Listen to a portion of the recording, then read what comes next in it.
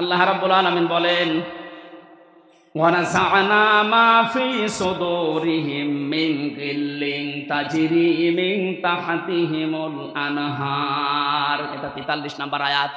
যারা জান্নাতে যাবে তাদের অন্তর থেকে আমার আল্লাহ হিংসা, বিদ্বেষ এবং যে অহংকার আছে, গিল্লুন, এগুলো সব আল্লাহ বের করে দেবে। এদেশে ইসলাম কায়েম হয়ে গেলে আমাদের ভেতর আর হিংসা, বিদ্বেষ, বাবা খাওয়ার মতো মন, ডাল খাওয়ার মতো মন থাকবে না, আল্লাহ বের করে দেবে। সুতরাং এইটা কায়েম হওয়া খুব জরুরি। বহু বছর তো দেখলেন, 53 বছর তো দেখতে আছেন, ছাতা কিছুই হয়নি। একটা ইসলামের হাতে দিয়ে দেখেন তো কি দেখা যায়? কথা বলেন না কেন? একটু দেখতে মনে চাই না? মেয়েদেরকে বলছি, আপনাদের এই জুজুর ভয় যারা দেখাচ্ছে, ওরা আপনাদের ভোগ করতে চায়। আল্লাহ কোরআনে নির্দেশ দিচ্ছে, আদম, বউ নিয়ে ঘুরবা ফিরবা, হ্যাঁ সাবধান, ওয়ালা তাকরাবা হাযিহিস শাজারা, এই গাছের কাছে যাবা না। মানে তার মানে এমন কিছু নিষিদ্ধ জায়গা আছে যেখানে বউ নিয়ে, মেয়ে নিয়ে, বেটার বউ নিয়ে যাওয়া যাবে না, এরকম জায়গা নেই। আপনি অনুষ্ঠানে যাবেন, পার্কে যাবেন, কিন্তু এমন পার্কে যাওয়া যাবে না, এমন মেলায় যাওয়া যাবে না যেখানে মেলা নিয়েছে নাম শিশু মেলা, শিশু নেই, শিশুর খালারা আর মামারা, এরকম মেলা দেশে নেই। বৃক্ষ মেলা নাম দিয়েছে, কোনো বৃক্ষ নেই, শুধু জীবিত মানুষ দাঁড়িয়েছে। এই জন্য এমন জায়গায় আমি যেতে পারি না যে জায়গায় আল্লাহর নিষিদ্ধ তাকরাবা হাযিহিস শাজারা। তাহলে বউ নিয়ে ঘোরাঘুরি করা, এদিকে ওদিকে যাওয়া, এটা জায়েজ নেই। আরো জোরে বলেন। কোন লোক যদি নিজের স্ত্রীকে সাজগোজ করার জন্য কিছু কিনে দেয়, এই যে যত কিছু লাগে ওদের, আশকারা, মাসকারা, আইলানা, আমি 57টা জিনিসের নাম পেয়েছি বিয়ে করার সময়, তাও তো অল্প টাকা দিয়ে বাজার করেছিলাম। আমার এই যে 57টা লিস্ট ধরিয়ে দিয়েছে, আমি বলছি এত কিছু কেন? বলছে হুজুর সব এখনো দিইনি, বাকি জিনিস যদি সব দিয়ে দেয়, আপনি যা টাকা এনেছেন এ টাকায় হবে না। বলেন তো, এক চকের ভেতরে দেখলাম প্রায় 8টা না 9টা, বাকি জায়গায় কত আছে? ওদেরকে যদি 1000 জিনিসও সাজতে লাগে, স্ত্রীকে সাজগোজ করার জন্য যত টাকা খরচ হবে, ওটা যদি শুধু আপনার জন্য হয়, পরপুরুষের জন্য না হয়, পুরা 10,000 টাকার যদি সাজগোজের জিনিস দেওয়া হয়, পুরাটাই সাদগা। স্ত্রীকে 5,000 টাকার জিনিস কিনে দিয়েছেন সাজার জন্য 1 বছরে, হাত তোলেন তো, এরকম মানুষ আছেন কিনা? এই এলাকায় মানুষ বিয়ে দেয়, এই যে একজন, না এটা রেকর্ড হচ্ছে, এই যে ছবি তুলছে সব, এই স্টেজে একটা মানুষও হাত তুললো না। এদের কি বউ আছে না গেছে?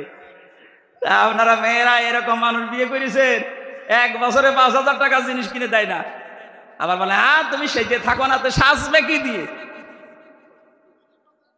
সম্মানিত মা বোনেরা, না আপনার স্বামী যেন পরিমণির দিকে আর না তাকায়। কথা বলেন না কেন? আপনি নিজেকেই পরিমণি মানিয়ে ফেলবেন।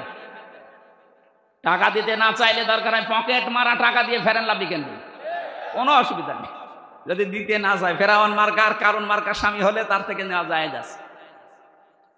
হযরত আদম আলাইহিস সালামকে আল্লাহ বলেছিলেন, এই নিষিদ্ধ গাছের কাছে যদি চাও তাহলে জালেম হয়ে যাবা।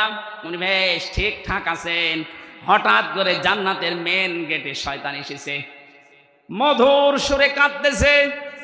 হযরত হাওয়া আলাইহিস সালাম ছিলেন পাশেই, এসে দেখে কাঁদে একটা লোক। কি কাঁদো কেন? বলছে কাঁদি আমার জন্য না, কাঁদি তোমাদের জন্য। আমাদের জন্য? আমাদের আর কি, আমরা তো ভালোই আছি, বিশাল এলাকা আমাদের জন্য, মন মতো যেখানে ইচ্ছা যায়, যা ইচ্ছা খাই, বেশ আনন্দে আরামে আছি আমাদের চেয়ারে। আমাদের কান্না কি হলো আমাদের জন্য?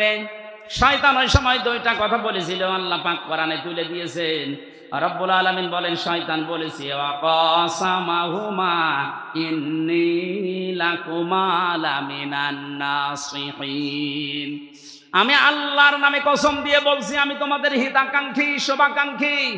এই দুনিয়াতে যারা মুসলমানদের ঈমান আর আমল ধ্বংস করার জন্য সাহায্যের হাত বাড়ায়, দেখবেন ওদেরও দুর্বিসন্ধি এইটাই। এদেশে বহু এনজিও বাইরের দেশ থেকে আসেন শুধু আমাদের ঈমান আর আমল ধ্বংস করার জন্য। 10 টাকার উপকার করলে সুদের মাধ্যমে 20 টাকা চুষে নেয়। এই কথা বলছেন, শয়তান প্রথমেই কথা বলতে গিয়ে কেঁদে ফেলেছে। কথা বলতে কি প্রথমেই ও কেঁদে ফেলেছে। আল্লাহ পাক বলেন, শয়তান প্রথমেই কথা বলতে গিয়ে কাঁদছিল। হযরতে হাওয়া তার কান্না দেখে গলে গেছে। তিনি ডাক দিয়ে বলেন, আপনি কাঁদবেন না। কাঁদেন কেন? কি হয়েছে? আমাদের জন্য আপনার কাঁদা দরকার নেই, বলেন তো কি? এই জন্য শয়তান মার্কা মানুষ দুনিয়ায় যারা আসবে আপনি দেখবেন তারা কথা বলার আগেই কেঁদে ফেলে। আমরা তো তাই দেখেছি, ওর বাবা মারা যাওয়ার পর থেকে কান্না আরম্ভ, কথা বলতে গেলেই বলে আমার কেউ নেই, কেউ নেই, এই কেউ নেই কেউ নেই বলেই কেঁদে ফেলে। তোর কেউ নেই, আমরা কি করব? এতিম মানুষ, এতিমের জন্য এতিমখানা আছে। কথা বলে না কেন? আপনি যদি যেতে চান আমরা রাজি আছি। মা বাপ যেহেতু আপনার নেই, এতিম, এদেশে বহু এতিমখানা আছে, সেখানে রেখে দেব। আসতে বলেন। কান্নাকাটি যখন বন্ধ হয়ে গেছে, হযরতে হাওয়া আলাইহিস সালাম বললেন, এবার বলেন তো দেখি কান্নার প্রথম কারণ। শয়তান আবার ব্যাখ্যা করছে। 1 নম্বরে শয়তানের ব্যাখ্যা ছিল এই, দেখেন আমি কাঁদি আপনাদের জন্য এই কারণে, আমি গোপন সূত্রে জানতে পেলাম যে আরামে আপনারা আসেনি, আরামে আপনাদেরকে আল্লাহ রাখবে না, এখান থেকে বের করে দেবে। মেয়েদের অভ্যাস এইটা, এটা কোরআনে আছে। হযরতে ইউসুফ নবীর ঘটনা বর্ণনা করতে গিয়ে আল্লাহ এটা আমাদেরকে জানিয়েছেন। আমার আলোচনা কি লম্বা হয়ে যাচ্ছে? ওরে বাবা, 11টা বেজে গেছে। বলেন, বললে তো মেলাক্ষণ বলতে পারবো, কিন্তু আমার তো শরীর বাঁচাতে হবে। হযরতে আদম আলাইহিস সালাম, ইউসুফ আলাইহিস সালামের জামানায় যে ঘটনাটা আমরা একটু ইঙ্গিত দিই, ইন্না কাইদাকুন্না আযীম। আল্লাহ পাক বলেন মেয়েদের চক্রান্ত বড় ভয়ঙ্কর। এই সময় যেই বলেছে যে আপনাদেরকে আরামের জায়গায় আল্লাহ আর থাকতে দেবে না, আমি গোপন সূত্রে সংবাদ পেয়েছি, তখনই উল্টিয়ে গেছে। কি এত আরামের চেয়ারে থাকতে পারবো না মানে কি করা লাগবে আপনি তাই বলেন। আজও বিশ্বে তাকান, যেই দেশে মেয়ে লোকের কাছে শয়তান এই প্ররোচনা দেয় যে আরামে আসো, আরামে কিন্তু থাকতে পারবা না, বিদায় করার চিন্তা ভাবনা চলছে, তখনই ও বিগড়িয়ে যায়। তখনই বলে কি করা লাগবে বলেন। দরকার হয় হামসার মতো মানুষকে বছরের পর বছর জেলে আটকিয়ে রাখবো, মেরে ফেলবো, তাও আমার থাকা লাগবে। এরকম বহু মানুষকে রেখেছে না রাখে নাই? এগুলোকে বৈধ না অবৈধ কাজ? এটা বিনা কারণে একটা মানুষকে কষ্ট দেওয়া এটা বৈধ না অবৈধ কাজ? আল্লাহর নিষিদ্ধ বর্ডার তখন ওরা পার করে ফেলে। যেই হযরতে আদম আসলেন, ডাক দিয়ে বলে স্বামী তুমি তো জানো না এই আরামের জায়গায় নাকি থাকা যাবে না। কেন? এই গোপন ভিত্তিতে একটা আল্লাহর ভালো মানুষ এসেছিল, আমাকে জানিয়ে গেছে, চলো এই গাছের গন্ধম গাছের ফল খাওয়া লাগবে। হযরতে আদম প্রথম 3 বার নিষেধ করেছিলেন, না এটা করা যায় না, আল্লাহর নিষেধ। ওর মাথার ভেতরে যেহেতু একটা বুদ্ধি পাকিয়ে দিয়েছে শয়তান, প্ররোচনা দিয়েছে, ফাওয়াসওয়াসা লাহুমা শাইতানু লিইবদিয়া লাহুমা মা বুরিয়া আনহুমা ইলা আখির আয়াত। আল্লাহ পাক বলেন আদম নবী আলাইহিস সালাম রাজি যখন হচ্ছিলেন না, যেহেতু টার্গেট করেছে শয়তান মহিলাকে, এই জন্য মহিলাকে টার্গেট করার কারণে মাথার ভেতরে ঘোরপাক খাচ্ছে, কখন আমার এই আরামের জান্নাত হারিয়ে যায়। বারবার যখন বসায় স্বামীকে, তাড়াতাড়ি করেন আমাদের হিতাকাঙ্ক্ষী শোভাকাঙ্ক্ষী এ ওয়াজ আমাদেরকে করেছে, শেষে বলে না আমি পারবো না। হযরতে হাওয়া আলাইহিস সালাম শেষ পর্যন্ত আদম নবীর সাথে কথাও বন্ধ করে দিয়েছিল। ঠাকুরগাঁওবাসী পরিবারে যদি স্ত্রী স্বামীর সাথে কথা বন্ধ করে দেয়, ও পরিবার থেকে অশান্তির দাবানল জ্বলছে। তাও তো তারা মাত্র 2 জন। আমাদের দেশে কত মানুষ আমরা বিভিন্ন জায়গায় আছি, স্বামী স্ত্রীর কথা বন্ধ করলে বাইরে যেয়ে চার দোকানে গল্প করা যায়। কত মানুষ আছে মনের কথা বলা যায়। আর আদম নবী স্রেফ একা, স্ত্রী কথা বন্ধ করে দিয়েছে। বলেন তো কি একটা অবস্থা, কেউ নেই তো গল্প করার। আর শেষ পর্যন্ত রাজি হলেন, গাছের কাছে গেলেন, তারপরও ফল ছিঁড়তে রাজি না।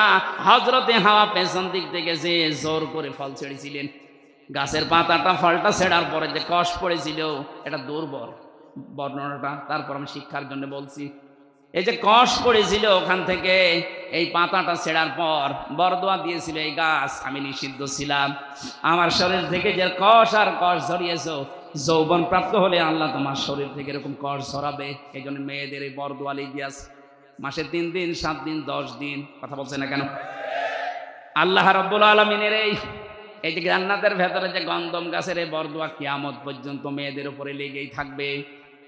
শেষে যখন নিজেদের লজ্জা স্থান পর্যন্ত উন্মুক্ত হয়ে গেছে, শয়তান তখন ওই জান্নাতের গেট থেকে হাসতেছে। কারণ শয়তান ছিল যৌনবাদী, ও যৌনতা ভালোবাসে। এই দেশে আজ যারা নিজেদের গোপনাঙ্গগুলোকে নিজেদের গোপন অঙ্গগুলোকে মানুষের সামনে প্রকাশ করে নিজের আনন্দ পান, বুঝবেন আপনি শয়তান হয়ে গেছেন। বলে হুজুর আমার শয়তান দেখান। শয়তান দেখাতে আবার আমেরিকায় যাওয়া লাগবে? যেগুলো ঢেকে রাখা দরকার মেয়েদের পুরুষদের, ওইগুলো যারা ঢেকে রাখে না, ওইটা একটা টাটকানির ভেজাল শয়তান। কারণ শয়তান উলঙ্গ থাকতে ভালোবাসে। এক কথা বলেন না কেন? যৌনতা ছড়াতে ভালোবাসে শয়তান। হযরত আদম এবং হাওয়ার দুইজনের পোশাক যখন খুলে গেছে, শুধু পোশাক খোলা না, শেষ পর্যন্ত প্রসাব পায়খানার প্রয়োজন দেখা দিয়েছে।